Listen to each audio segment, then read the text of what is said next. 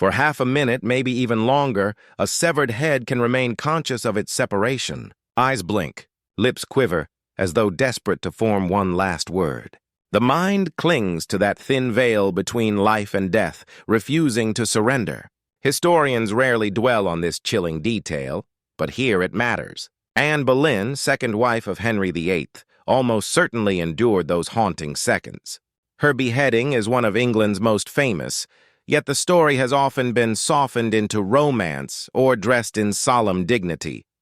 The truth was far more brutal. Anne's final days were not noble. They were calculated cruelty.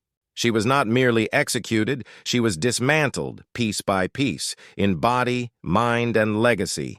By the morning the blade fell on May 19, 1536, Anne had already been destroyed in every other way. Her ruin was not only about politics, nor just Henry's restless hunger for a son. It was a deliberate plan to erase a queen who had risen too high and disrupted Tudor power. What unfolded inside the Tower of London was not just an execution, but a carefully staged performance of annihilation. Anne had been seized on May 2nd, accused of adultery, incest, and treason, charges so absurd they bordered on the grotesque. She was locked inside the very fortress that had once echoed with her triumphs. Only 3 years earlier, she had prepared for her dazzling coronation there, her ascent crowned at Westminster Abbey. Now, the same walls closed in, waiting to deliver her to the sword. For 17 endless days, she did not know when she would be summoned, if mercy might arrive, or if Henry's shifting moods would stretch her torment indefinitely. Every delay was deliberate. Henry VIII postponed her death again and again, not out of mercy but malice. The uncertainty itself was the torture. A queen who once commanded a kingdom now paced her chambers sleepless, her mind gnawed away by dread. Henry's choice to summon a French swordsman is often painted as compassion, the sword being cleaner than the clumsy English axe. But that misses the point. It was theater. A foreign executioner brought in for this single performance made Anne's death a spectacle, a chilling display meant to enthrall the court and smother sympathy. She was not just condemned to die. She was forced to live through the rehearsals of her own ending. And yet, according to the records, she faced it with unsettling composure. She joked about her little neck. She laughed with her ladies. She prayed through the night. To some, this seemed serenity. To us, it looks more like dissociation, a mind splintering under unbearable weight, clinging to gallows humor as the only shield left. This was not the quiet nobility of historical dramas. It was survival, raw and human. A queen clinging to fragments of control as everything collapsed. Outside, the stage was already prepared.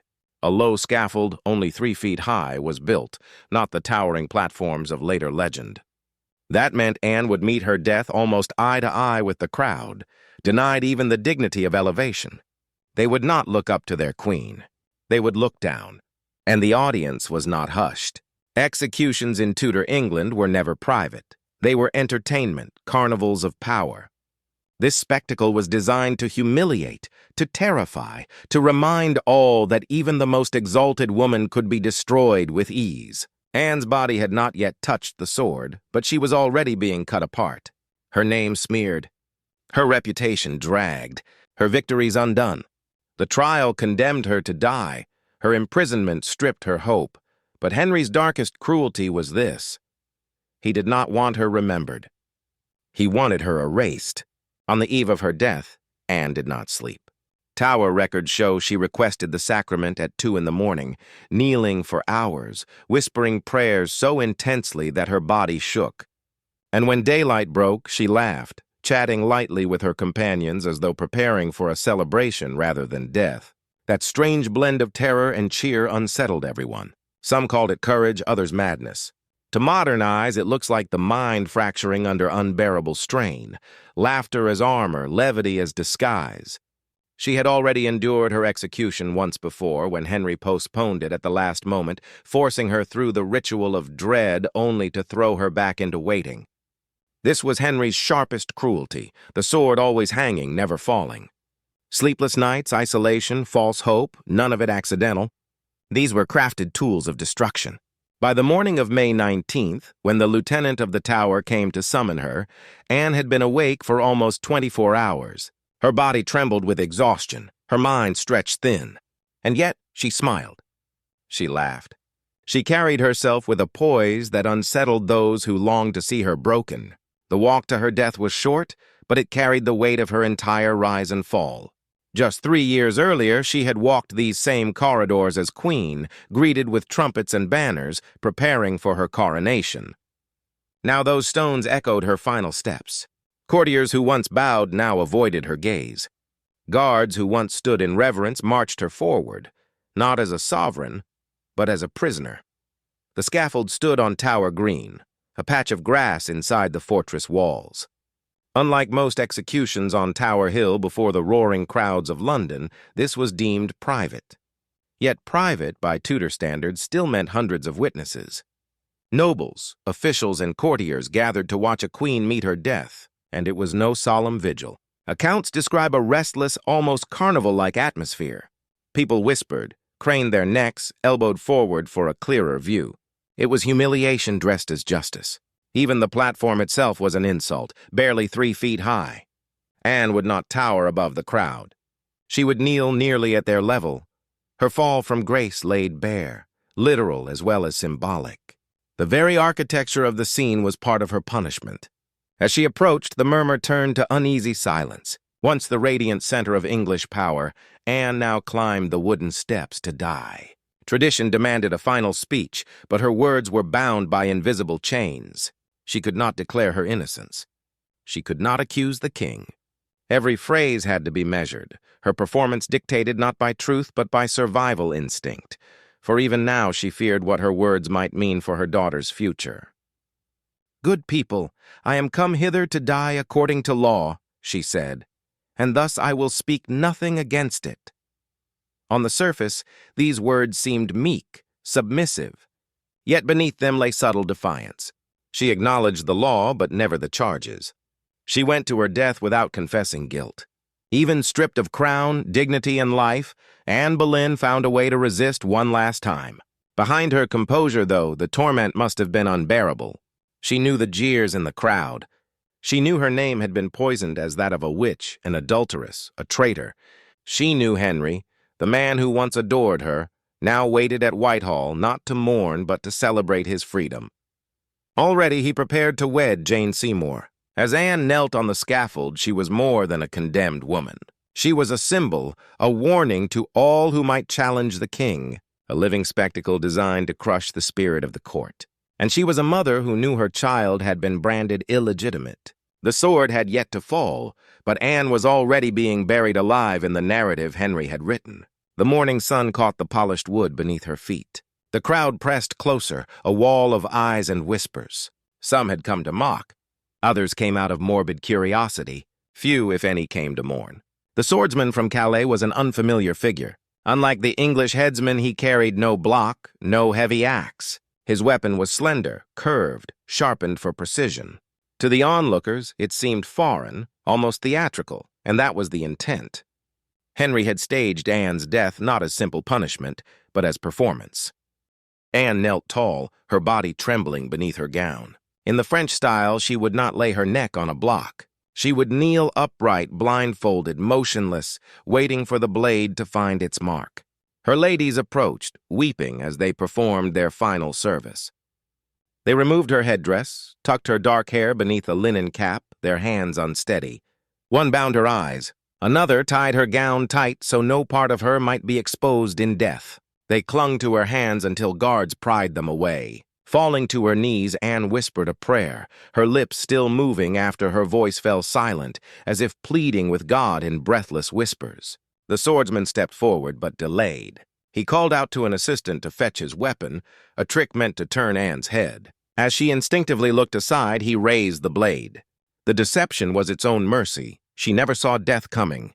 One swift stroke. The sound was not a clean slice, but a brutal thud of steel through flesh and bone. Gasps tore through the crowd as Anne's head dropped from her shoulders and rolled upon the scaffold. Blood spattered across the wood, staining the hem of her gown. And then the twitching. Witnesses swore her eyes flickered open and shut, her lips moving as if to finish the prayer stolen from her. Some believed she tried to speak even after death. Others insisted it was no more than the body's reflex, a final echo of life clinging to dead flesh. Whatever the truth, the sight was enough to send onlookers fainting to the ground. The executioner lifted her head by the hair, displaying it high. Ritual demanded proof that the king's judgment had been carried out.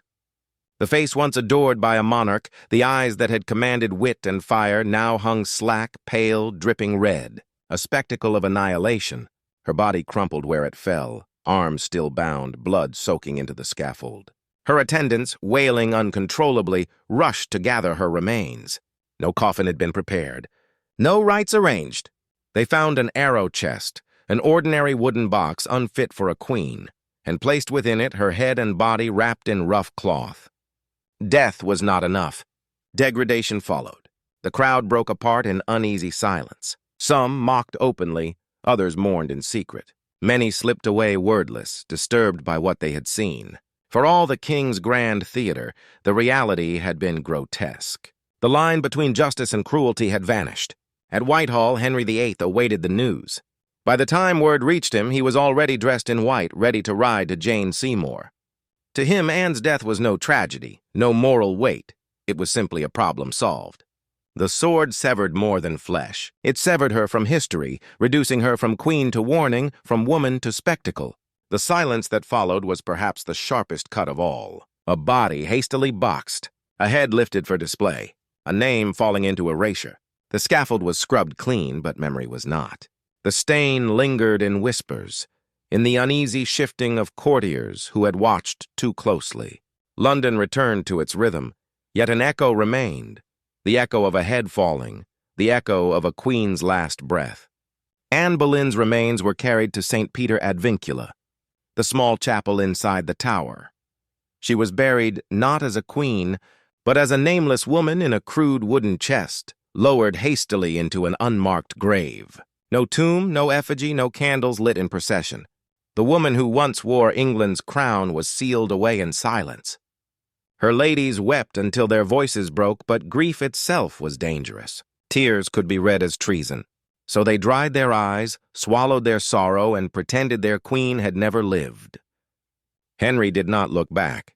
Even as the tower bell tolled for Anne, Henry rode through the countryside dressed in white, the color of beginnings. By nightfall, he was with Jane Seymour, the woman who would be his third wife. Anne's head was scarcely cold, yet her place had already been taken. The court adjusted quickly. Courtiers spoke her name less and less until it was dangerous to say it at all. Records were destroyed, portraits vanished, her falcon emblem replaced with Jane's phoenix. The message was sharp and clear. Anne Boleyn was not to be remembered as queen, only as warning. But erasure is never complete. Though Henry tried to bury her in silence, Anne's death spread in whispers. Foreign envoys reported the execution. Londoners told their children of the queen whose lips seemed to move even after the sword struck. Some swore her restless spirit haunted the tower, searching for her lost head. Others claimed to see her ghost at Hampton Court, pale, silent, forever denied rest. And across the centuries, her story only grew, not as Henry had hoped, not as a cautionary tale of pride, but as something darker, more enduring. She became the queen who defied, the woman who could not be erased, the voice Henry sought to silence but never could. On May 19, 1536, Anne Boleyn drew her last breath. But her execution was not an end. It was the making of a myth. A queen reduced to a wooden chest, a head raised high before the crowd. A silence meant to erase her, that instead immortalized her. The sword cut through her flesh, but history ensured she would never vanish.